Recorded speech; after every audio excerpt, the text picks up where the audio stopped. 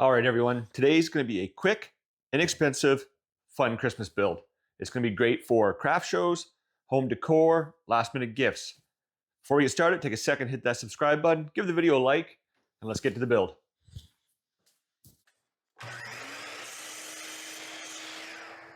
All right, we start by ripping stuff down here on the mighty table saw.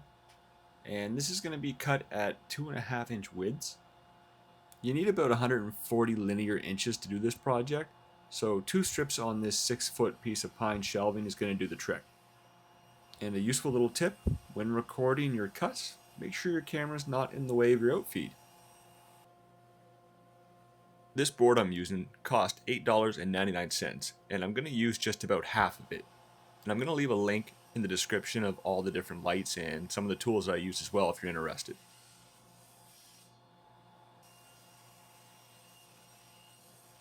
Take your strips over to the miter saw and set your angle for 22.5 degrees. The shape of this bulb is going to be using an octagon, which is 8 pieces with 22.5 degree angles on each side. And I'm going to make each one of my pieces 5 inches long. When that's all put together, that's going to give me a piece that is about 12 inches wide by 12 inches tall. So go ahead and play around with the sizes, make some big ones, make some small ones. Just as long as all 8 pieces are the same, you should end up with an octagon. I'm no rocket appliance, but I think that's how that works. And so I make sure I get all my pieces the same length. I set up a stop block. And after each cut, I flip the board so that the long point of the angles stay on the same side. And I just keep chopping away until I get 8 pieces.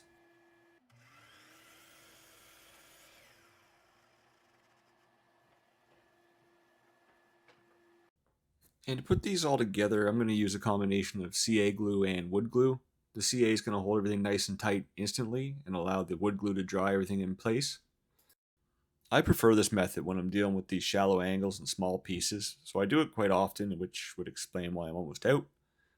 I just find it a lot easier and a lot less aggravating than trying to hold these flush together and stick a nail in them at the same time. I could clamp them up or create a little jig, but honestly, it takes a few seconds for this glue, and I usually go through a bottle once every few months, so it's not like it's a big cost. Once I get 4 sets of 2 all glued together, then I start gluing them up into bigger pieces using the same method.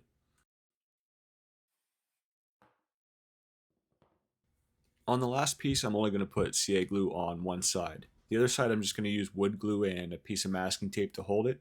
This allows me just to have a little more control on how tight my last joint is.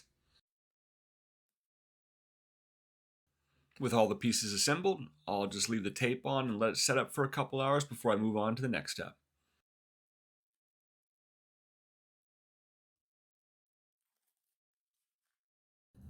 Filling everything in is pretty straightforward. I'm just going to grab some of the pieces I ripped from earlier, and I'm going to start in the very center of the bulb. And using a pencil, I'll just trace the back side of the board.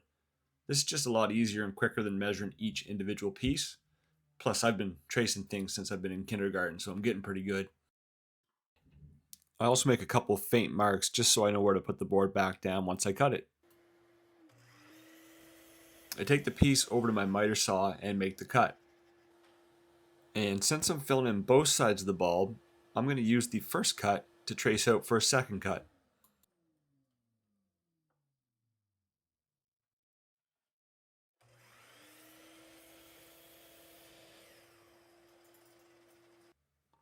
Once I get the first centerpiece nailed on, I'm going to grab a shim or a scrap piece of wood that's the same thickness all the way along it, and I'm going to use it as a spacer. This is just going to keep all the slots nice and even looking. And I'll just repeat this all the way down.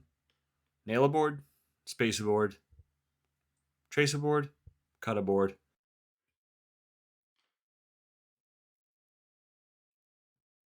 And since we started in the very center of the bulb, the next pieces you cut, you can actually cut 4 of them at once, because as we move away from the center, they're going to be equal on each side of the center and on each side of the bulb.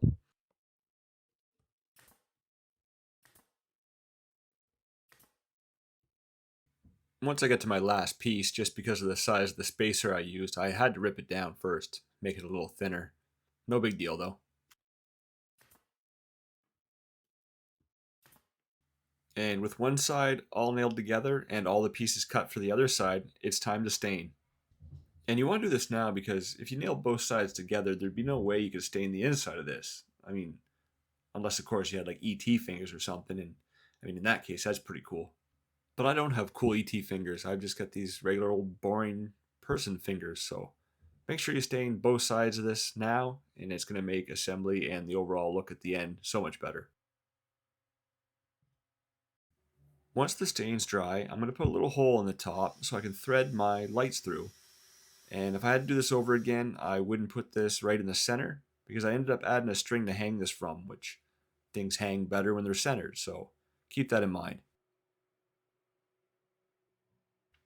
To secure the lights in place, I used a hot glue gun. But then I got tired of waiting for the glue to dry, so I switched over to a stapler. And that worked fine, just as long as you paid extra attention to make sure you didn't put the staple directly through the lights.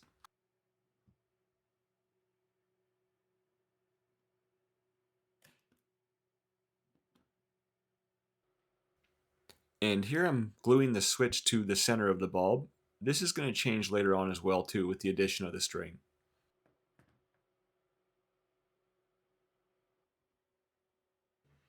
Once I finished with the lights, I started filling the back side of the bulb in.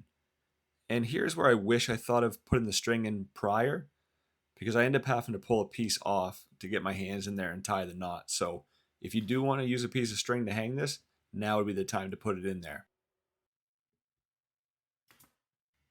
Now I'm going to build a top for the bulb. I don't know what the technical term is for this piece, but this serves two purposes. One is going to be to cover the light switch, and the other is going to be to make it look more like a legitimate Christmas bulb, unlike those poser Christmas bulbs you catch hanging around. So this needs to be wide enough to cover the slats and the 2.5 inch width of the bulb that I started with. So overall it's going to be 4 inches. I'm going to make it about 4 1/8 just so it's got a little wiggle room. And I'm going to need about 10.5 inches of length at 4 1/8 wide.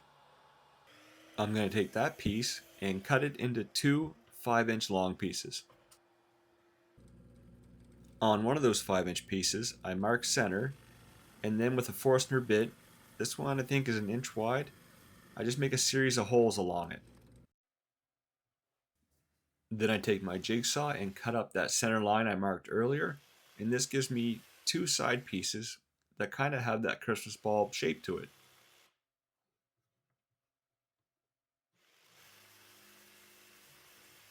I glue and nail those three pieces together.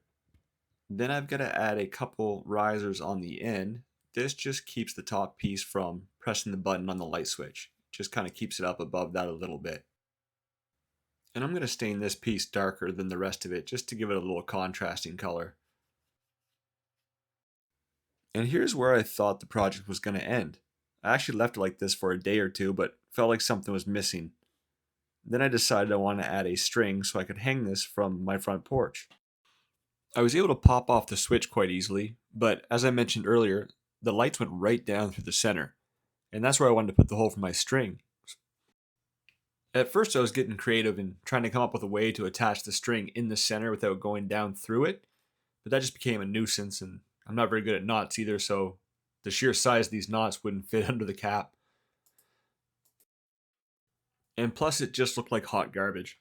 So I quickly abandoned that idea and attempted to do what every part of me was telling me would not work, and I would just end up breaking these lights and having to pull all the slots off one side and putting a new one in, which really isn't that big of a deal. I just didn't want to do it. And would you look at that? I didn't break the lights. Since that worked out, I only had to gently remove one small slat. And this is just so I can put a nice knot on the end of the string so that it doesn't pull back out through. And I'm also going to glue the knot to the underside of the top of the bulb. That way it doesn't dangle down and catch a string of lights. Then all that's left to do is clean up a little bit of the glue from the first attempt to glue the switch down, and I'm going to strategically place the switch down this time to cover up some of the screw holes I used.